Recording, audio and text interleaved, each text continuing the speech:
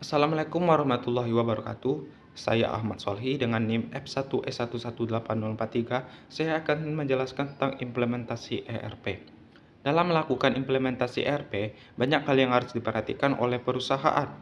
Mengimplementasi ERP merupakan investasi jangka panjang dan pastikan ERP yang diimplementasikan mampu mendukung kebutuhan serta vendor sanggup mendukung perubahan bisnis perusahaan tersebut.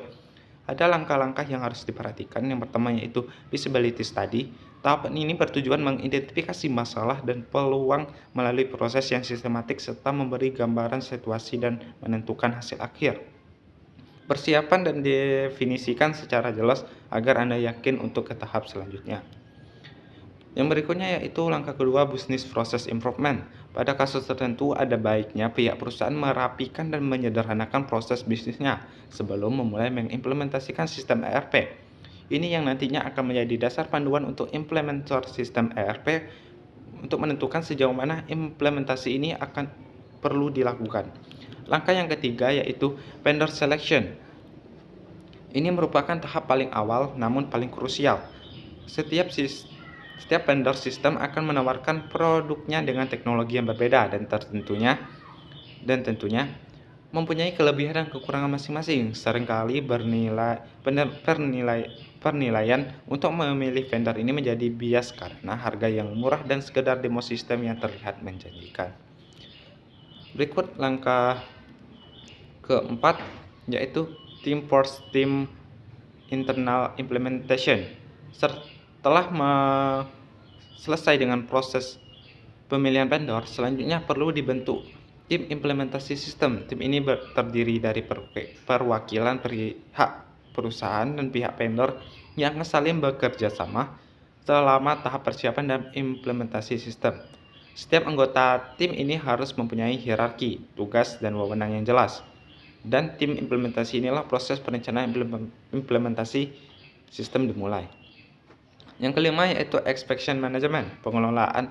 Ini yaitu pengelolaan ekspektasi ini penting untuk memastikan sistem yang akan diimplementasikan dapat memenuhi harapan para pemangku kepentingan di perusahaan. Ekspektasi ini bisa jadi beberapa pada setiap level pengguna sistem di perusahaan dan jadi saling bertolak belakang. Yang keenam yaitu fit gap analysis. Ini merupakan tahap di mana tim implementasi akan diskusi secara intensif mengenai bisnis proses yang diperlukan oleh perusahaan dan sejauh mana ini dapat dipenuhi oleh sistem. Dokumentasi standard operating procedure akan diperlukan untuk melakukan analisis fit gap. Hasil akhir analisis ini memberikan gambaran mengenai kecocokan antara fitur yang saat ini sudah ada dengan kebutuhan bisnis perusahaan. Setiap gap yang ditemukan selanjutnya akan didiskusikan bagaimana antisipasinya.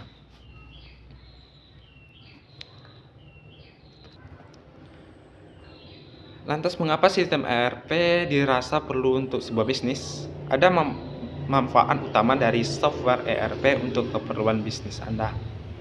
Yang pertama yaitu menyederhanakan proses, yang kedua menghemat biaya, yang ketiga mengintegrasikan informasi, yang keempat meningkatkan efisiensi, yang kelima memberikan data yang akurat, yang keenam mengefisiensi mobilitas, yang ketujuh memaksimalkan produktivitas, yang kedelapan mengoptimalkan keamanan data, yang kesembilan meningkatkan layanan pelanggan, yang kesepuluh meningkatkan daya saing.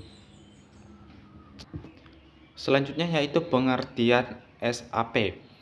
SAP adalah suatu nama yang mungkin sudah tidak asing lagi untuk praktisi IT di dunia maupun di Indonesia. Singkatan SAP adalah System Analysis and Programming Development yang ditemukan oleh Wellenreuter, Hub, Hector, Plattner, dan Teixeira pada tahun 1972,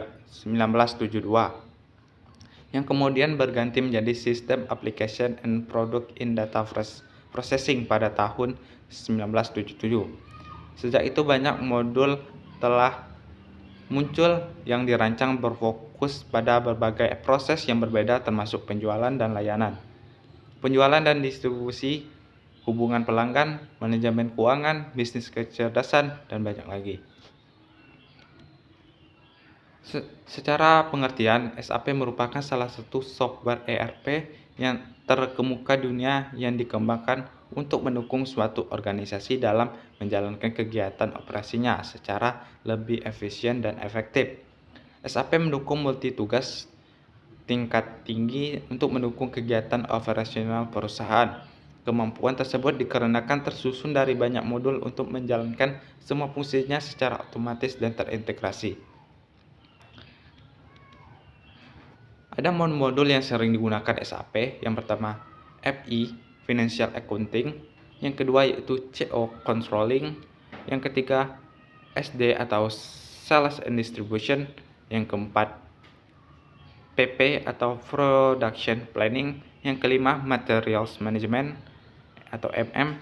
Yang keenam, Quality Management atau QM. Yang ketujuh yaitu Human Capital Management yaitu HCM atau HCM. Ada manfaat dari SAP untuk perusahaan. Yang pertama yaitu SAP menawarkan solusi khusus bagi perusahaan. Yang kedua, peningkatan produktivitas dan efisiensi. Yang ketiga, hemat biaya. Yang keempat, analisis dan pelaporan data. Yang kelima, mempertahankan operasi yang konsisten.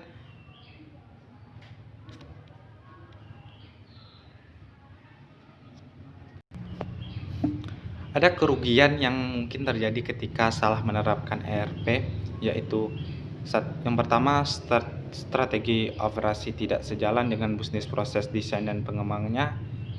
Yang kedua, waktu dan biaya implementasi yang melebihi anggaran. Yang ketiga, karyawan tidak siap untuk menerima dan beroperasi dengan sistem yang baru. Yang keempat, persiapan implementasi yang tidak dilakukan dengan baik. Yang kelima, berkurangnya fleksibilitas sistem setelah menerapkannya. Terima kasih, cukup sekian dari penjelasan dari saya. Saya akhiri. Wassalamualaikum warahmatullahi wabarakatuh.